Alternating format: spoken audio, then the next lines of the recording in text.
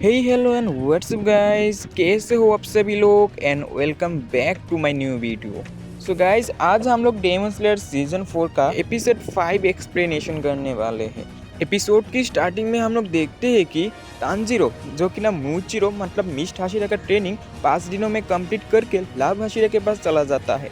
वहाँ पे लाभ हाशिरा तांजीरो को देख के बहुत ही खुश होता है और साथ ही साथ वो उसके लिए एक पेन केक भी बना लेता है। बस यही पेन ही मित्सुरी उसको खुद के हाथों से वो पेन केक खिलाने लगता है और तांजीरो इससे पहले इतना डिलीशियस केक कभी नहीं खाया था। उसके बाद मित्सुरी उसको उसके जो ट्रेनिंग वाले ड्रेस है वो दे देती है और हम लोग देखती है वहाँ पर सभी स्लेयर्स को लड़की वाले ड्रेस पहनाई हुई थी और हम लोग देखते हैं कि मित्सुरी उन सभी को फ्लेक्सिबिलिटी के लिए ट्रेनिंग कर रहा था और सभी स्लेयर्स को डेमो दिखाने के लिए वो एक डेमन स्लेयर्स की दो टांगे को दो साइड कर लेती है। इसके वजह से उसको बहुत दर्द होता है और ये देखने के बाद तांजीरो भी वहाँ पे डरने लगता है और हम लोग देखते हैं कि मित्सुरी उसके बाद तांजीरो को भी वहाँ पे ले जाता है और उसको ट्रेनिंग के लिए मनाने लगता है।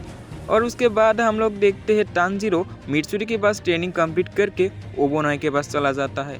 ओबोनाई तो वहाँ पे बहुत ही एंग्री था क्योंकि मित्सुरी ने उसको पहले ही लेटर दे के बताया है कि तांजीरो के साथ ट्रेनिंग कराने में उसे बहुत मज़ा आया है। बस यही पे नहीं, उसने तांजीरो के साथ चाय भी पिया है और जब तांजीरो मिठाई खाता था तब तांजीरो को बहुत ही प्यारा लगता था। और ये सारे बात सुनने के बाद ओबोनाई तो वहाँ पे जेलस फील करता है और वो पहले से ही तांजीरो को नफरत करने लगता है और तभी तांजीरो सोचने लगता है आखिरकार ओबोनाई मुझे पसंद क्यों नहीं कर रहा। और वहाँ पे हम लोग देखते हैं ओबोनाई तांजीरो को ट्रेनिंग रूम के पास ले जाता है और तांजीरो देखता है कि अंदर बहुत सारे डेमन स्लेयर्स को बांधा हुआ था। तभी ओबोनाई तांजीरो को कहता है कि तुम्हें इनको बीचों में से ट्रेनिंग करना होगा, वो भी बिना इनको चोट पहुँचाते हुए। तांजीरो तब कहता है क्या इन लोगों ने कोई क्राइम किया है, जिस पर ओबोनाई कहता है कि हाँ, इन लोगों ने क्राइम किया है क्योंकि इन लोग अच्छे से ट्रेनिंग नहीं कर रहा, ये लोग कमज़ोर है और मेरा टाइम वेस्ट कर रहा है, इसलिए इनको मैंने बांध के रखा है। सो अपने ट्रेनिंग स्टार्ट करो तांजीरो। वहाँ पे ट्रेनिंग रूम पे दो स्लेयर्स की बीचों में से एक टारगेट रखा हुआ था और हम लोग देखते हैं कि ओबोनाई वहाँ पे स्पीड में से भी उनको बिना ही चोट पहुँचा के हमला करने लगता है और तांजीरो को भी सेम करने बोलता है और तांजीरो उन लोग के ऊपर हमला नहीं करता क्योंकि तांजीरो के पास लकड़ियों की तलवार है। तांजीरो तो अब धीरे धीरे टारगेट्स को हिट करता है और इसको देखने के बाद ओबोनाई कहता है कि तुम क्या यहाँ पे मजाक बनाने आए हो, एक काम करो तुम मेरे ऊपर हमला करो। लेकिन तभी हम लोग देखते हैं कि तांजीरो ओबोनाई के ऊपर अच्छी तरह से हमला नहीं कर पाता और ओबोनाई तांजीरो को इजीली हरा देता है। उसके बाद बैटल एक बार और चालू हो जाता है जहाँ पे हम लोग देखते तांजीरो बहुत ही स्लो था और ऑन द अनदर साइड ओबोनाई के जो स्वॉर्ड था वो स्नेक की तरह मोड़ सकता था और तांजीरो जब भी ओबोनाई के ऊपर हमला करने जाता है तो भी वो स्लेयर्स के अंदर के जो बातें हैं मतलब मुझे मत मारो, ये पे मत मारो, ये मतलब ऐसी बात तांजीरो को सुनाई लगती है जिसकी वजह से तांजीरो ओबोनाई के ऊपर हमला नहीं कर पाता। लेकिन तभी ओबोनाई उसको हमला कर देता है और ओबोनाई बोलती है अरे काचरे के डिब्बे जल्दी मेरे ऊपर हमला करो। और हम लोग देखते हैं कि वहाँ पे तांजीरो बहुत ही डरा हुआ था क्योंकि अगर गलती में उसकी स्वॉर्ड किसी और की सिर पे जाके लग गई तो। और हम लोग देखते हैं कि इवनिंग को सभी स्लेयर्स को छोड़ दिया गया था लेकिन तब भी तांजीरो वहाँ पे टारगेट्स को हिट करके ट्रेनिंग कंटिन्यू कर रहा था और तांजीरो को देख के सभी लोगों के अंदर जोश आ जाता है और सभी लोग तांजीरो के साथ वहाँ पे ट्रेनिंग करने लगता है। और हम लोग देखते हैं कि ट्रेनिंग खत्म होने के बाद और सभी लोग एक साथ पानी में डुबकी लगाने जाता है लेकिन उनकी शरीर पे लगे चोट की वजह से उनको वहाँ पे बहुत ही दर्द महसूस होता है और उसका अगला दिन ही वो फिर से ट्रेनिंग करने लगता है। लेकिन उस वाले दिन में भी तांजीरो को बहुत सारे चपट पाता है और हम लोग देखते हैं कि चौथा दिन ओबोनाई के साथ ट्रेनिंग करते हुए तांजीरो सोचता है कि अगर असली तलवार में हमारी जो स्वॉर्ड है वो एक बार के लिए भी पेड़ या पत्थर में फंस गया तो हमारी मरना वहाँ पे ही पक्की है। उसके बाद तांजीरो खुद को जंगलों में इमेजिन करता है और वो अच्छी तरह से ओबोनाई के ऊपर फोकस कर रहा था जिसके वजह से वो ओबोनाई को कड़ी टक्कर दे रहा था। और हम लोग देखते हैं कि उसकी ट्रेनिंग की एक पर्याय जाके तांजीरो ओबोनाई की यूनिफॉर्म पर हमला कर देती है और तभी ओबोनाई कहता है तुम्हारी ट्रेनिंग खत्म हुआ और वहाँ पे तांजीरो ओबोनाई को गुड बाय जनाता है लेकिन ओबोनाई उसको बताता है कि हाँ कास्टे के डिब्बे जल्दी ऐसे चले जाओ और मित्सुरी के पास जाने की कोशिश भी मत करना और तभी हम लोग देखते हैं तांजीरो सोचने लगते हैं कि मुझे तो अभी भी समझ में नहीं आ रहा और मुझे इतना नापसंद क्यों कर रहा होता है। लेकिन तभी वो सानेमी की मेंशन की ओर जाता है और उसके रास्ते में जेनित्सु चला आता है। जेनित्सु को देख के वो चीखने लगता है। जेनित्सु उसको बताता है कि तांजीरो मुझे जल्दी हेल्प करो, मुझे ऐसे भागना है, जल्दी वो आ रहा ही होगा। और हम लोग देखते हैं कि जेनित्सु वहाँ से बहुत ही मुश्किलों में भागा होता और तांजीरो उसकी इस बात को समझ नहीं रहा था। और एक बार जेनित्सु और इनोसुके तांजीरो से ट्रेनिंग में बहुत से आगे निकल गए हैं। वहाँ पे हम लोग देखते सानेमी चला आता है और जेनित्सु को कहता है क्या तुम ट्रेनिंग करोगे या मेरे हाथे मरना चाहोगे। लेकिन तभी जेनित्सु वहाँ से तांजीरो के पास चिल्लाने लगता है और सानेमी उसे एक चौक मार के वहाँ पे ही चुप करा देता है और तांजीरो को बोलता है कि तुम इसे लेके मेरे पीछे पीछे आ जाओ। तांजीरो तभी सानेमी को कहता है कि मैं आज से आपकी ट्रेनिंग में ज्वाइन कर रहा हूँ। लेकिन तभी सानेमी तांजीरो को कहता है इतना होशियारी मत बनो और मैं तुम्हें इतना भी पसंद नहीं करता, सो मुझसे दूर दूर ही रहना।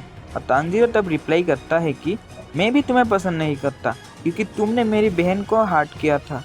और हम लोग देखते हैं तांजीरो सानेमी के आगे चला जाता है और तांजीरो के मुंह से ये बातें सुन के सानेमी तो से वहाँ पे बहुत गुस्सा होता है। उसके बाद हम देखते हैं कि ट्रेनिंग के अंदर सब लोगों को सानेमी के ऊपर हमला करना होता है।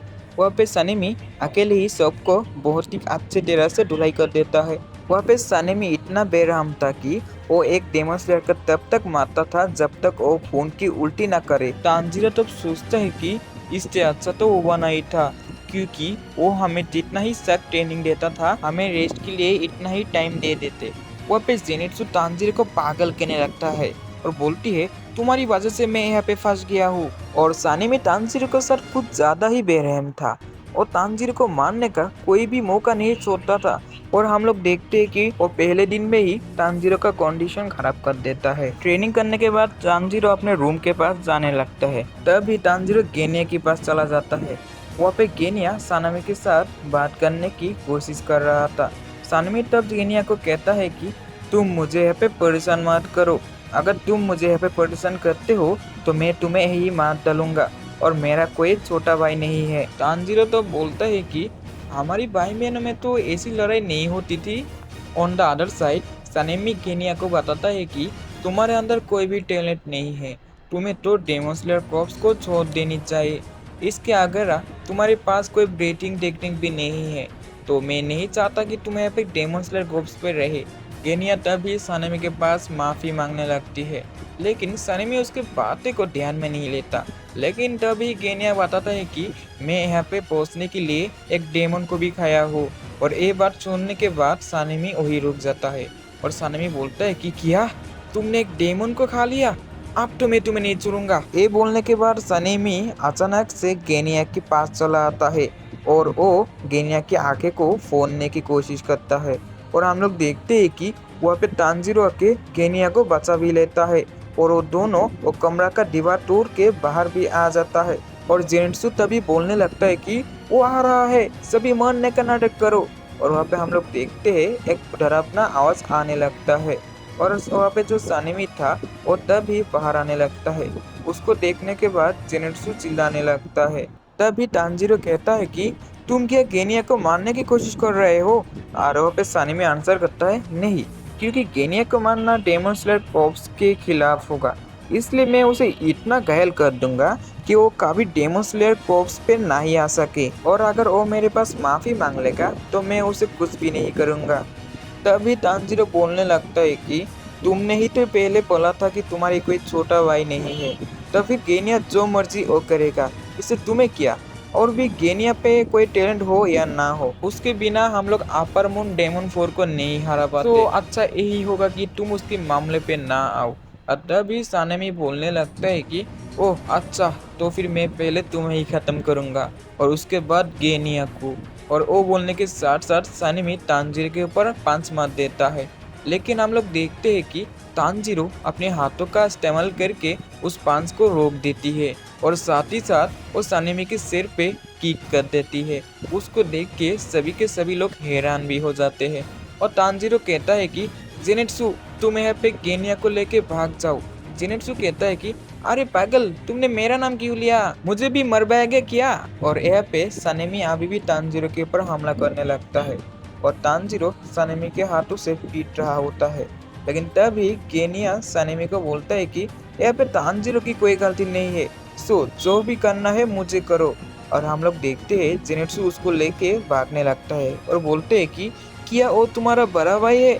मुझे तो तुम्हारे ऊपर तरस आ रहा है। लेकिन तभी हम लोग देखते हैं गेनिया जेनेत्सु को एक पांच मारता है और बोलती है, मेरा बड़ा भाई के नाम पे तुम्हें क्या बता रहे हो? ऑन दी अदर साइड सभी डेमन स्लेयर्स की मेंबर मिलके उनकी लड़ाई को रोक देती है और तानजीरो कासुगाई काक से बहुत ही डराते भी सुनते हैं। और वहाँ पे हम लोग और भी जानते हैं कि तानजीरो के साथ सनेमी का जो कन्वर्जेशन है और टोटली ऑफ कर दिया गया है। उसके बाद हम लोग देखते हैं तानजीरो और जेनेत्सु स्टोन हाशिरा गियोमिज के पास जाने लगता है, जिसके घर माउंटेन के ऊपर था। तानजीरो तब जेनेत्सु के पास माफी मांगने लगती है क्योंकि उसके वजह से उसकी ट्रेनिंग पूरी नहीं हो पाई। लेकिन जेनेत्सु उसके बोलता है, कोई बात नहीं, तुमने उस सनेमी को मार के अच्छा ही किया था। सो अब हम लोग अगला ट्रेनिंग पे जाते हैं। लेकिन स्टोन हाशिरा का घर इतना ऊपर क्यों है? उसे और कोई घर क्या नहीं मिला? और उन लोग देखते हैं झरने के पास काफी सारे डेमन स्लेयर मेंबर्स के साथ वहाँ पे इनोसुके भी बैठा हुआ था। लेकिन तब भी उन लोग पीछे से किसी एक की आवाज़ सुन पाता है और हम लोग देखते हैं कि पीछे से उन लोगों को स्टोन हाशिरा बोलता है, अगर तुम लोग दिमाग और मन को शांत कर लो तो आग भी तुम्हारे पास ठंडे लगने लगेंगे। और हम देखते हैं स्टोन हाशिरा के सिर पे एक पेड़ था और उसकी चारों तरफ आग लगी हुई थी, जिसको देखने के बाद जेनेत्सु बोलता है, आप तो मेरा मरना कंफर्म है, आप मुझे कोई नहीं बचा सकता। और वहाँ पे स्टोन हाशिरा उन दोनों का स्वागत करता है और इसी के साथ हमारा आज का एपिसोड खत्म हो जाता है। सो दोस्तों, उम्मीद है हमारी आज का एपिसोड आप सभी लोगों के पास बहुत ही अच्छी लगी होगी और मेरे पास तो ये बहुत ही अच्छी ही लगी। और आज के लिए इतना ही, और चैनल पे अगर आप नए हो तो सब्सक्राइब कर लेना और लाइक भी कर लेना।